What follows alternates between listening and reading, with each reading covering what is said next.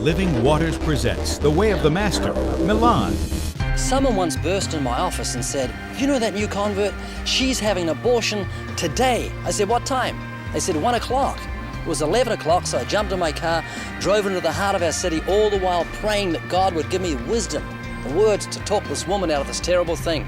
I rushed up into the building, into the hospital, second story, rushed into a bedroom. She was sitting on the bed, already had her pre-op medication. I said, "Please don't do this thing." She looked at me and smiled. She said, "Oh, I'm not going to have an abortion. I just prayed, God, if you don't want me to have an abortion, make Ray Comfort come up and talk to me." And there I was. I said, "Well, here I am." Didn't have to say a thing. 2 years later, I was at a church picnic, saw this woman and saw this little baby playing around in the grass, 18 months old. Went up to the child and went, I thought, how cute and how wonderful. And then it suddenly hit me what God had used me for in the saving of a human life. When it comes to evangelism, we share our faith, we preach the gospel, we tell other people about Jesus, but do we understand what God is using us for?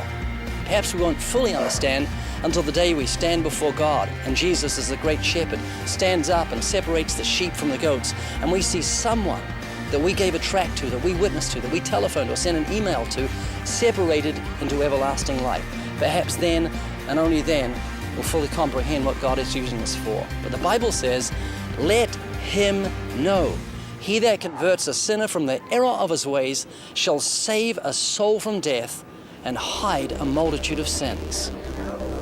Get your copy of the Milan episode today at livingwaters.com.